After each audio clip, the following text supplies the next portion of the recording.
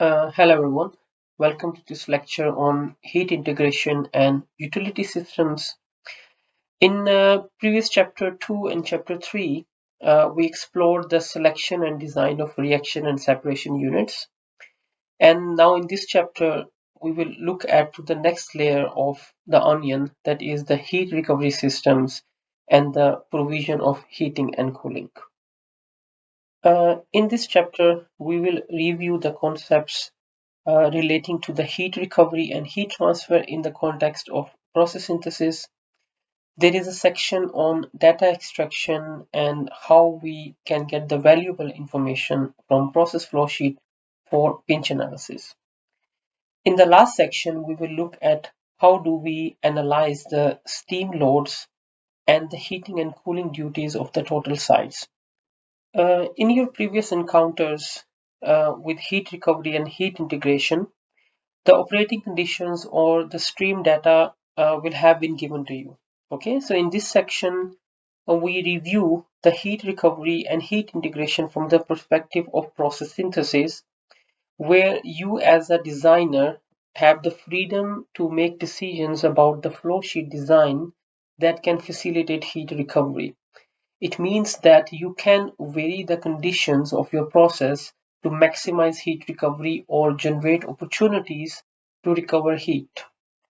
Some key points to note about utilities are summarized here. There are different ways of providing heating and cooling, and they all have their own strengths and weaknesses, which need to be taken into account. It is important to recognize that the quality of the heat or the cooling provided is correlated with the cost. It means that if you have a hot utility, the hotter the hot utility is, the higher its cost is. And similarly for the cold utility, the colder the cold utility is, the higher its cost. Okay. As utilities are quite expensive, we want to recover heat from our process as much as possible. As a result, the requirements of utilities can be decreased. In principle, heat can be recovered if there is a temperature driving force between the heat source and the heat sink. And during your studies of heat integration in the process integration unit, you were given stream data and you were usually told which minimum delta T value to use. But when you are designing the process as a designer, your choices determine the stream data and you can evaluate which is the most appropriate minimum delta T value to use. Okay, so it means that when you are designing a system, you have to decide what is the minimum delta T value that you are going to use. As you will see in the next few slides, pinch analysis is useful as it can give us the targets for what heat recovery is possible for the minimum demand of utilities of different types. These targets can help to steer the designer to design an energy efficient process. This slide reminds you some of the terminologies regarding heat integration. So please have a look at it because this was covered in process integration already. So just to re-emphasize that hot streams are the streams that contribute heat, or in other words, these are the streams that need cooling. So these are the streams at high temperature and we want them to move towards low temperature, while the cold streams are the streams that require heating or need heating, and it means that these streams are at low temperature and they need to go to the higher temperature. So please take a moment to remind yourself of the terms that are used in heat integration.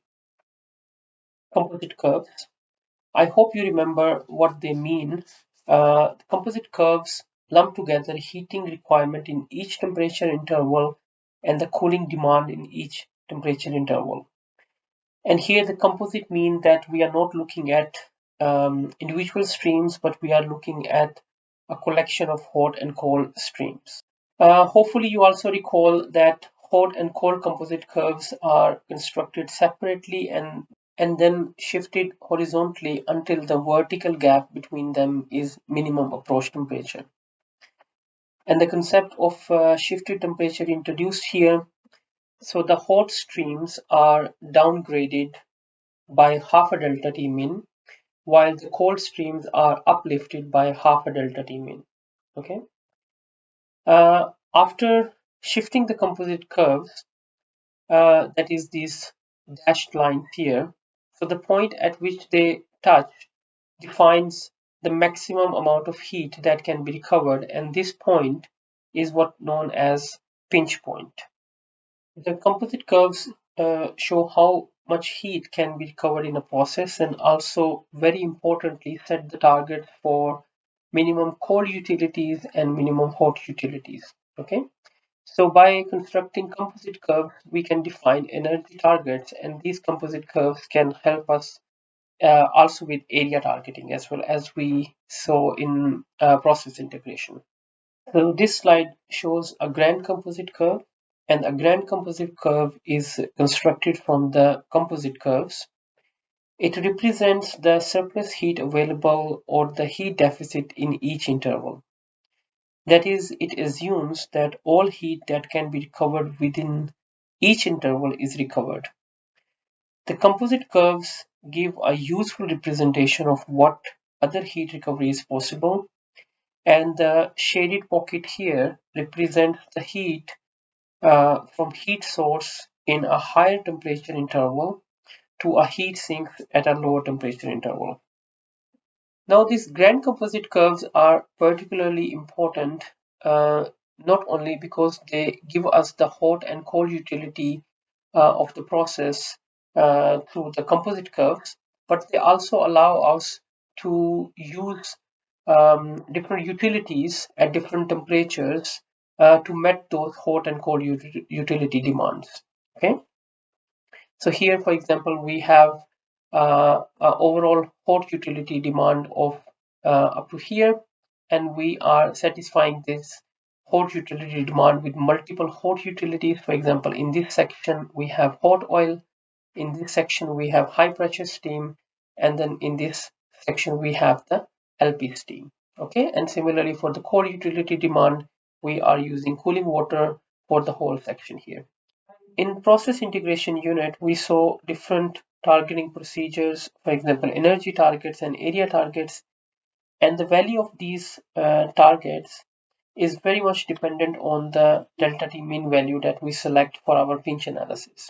Okay, and here, for example, we have a composite curve for a process, and the heat that can be recovered from this process and its energy, hot utility demand, and the cold utility demand is dictated by the value of delta T min. Okay, so here we have a low delta T min that gives us lower energy demands, while if the delta T min is large, then we have higher energy demands. Okay, and there is always a balance between the energy demand and the area. So if we are using a lower delta T min to reduce the energy demand, we are actually getting much higher value of area. Okay, so for example, if you have energy demand of 100, you can see your area demands are high because from Q is equal to UA delta T. So if you are using smaller delta T, your area will be large. Okay, similarly, if you are using large energy demand because of higher delta T min, you will have higher energy demand, but then you will have lower area demand.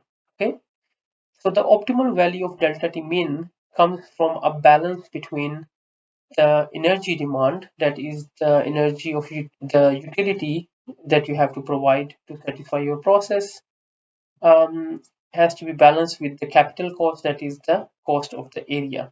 Okay, and that's why normally we take the total cost of the process as the sum of energy and the capital cost, and then the value of delta T min is dictated by the minimum of the total cost. Okay, and then we design our pinch analysis over our Henn network by using this optimal value of delta T min.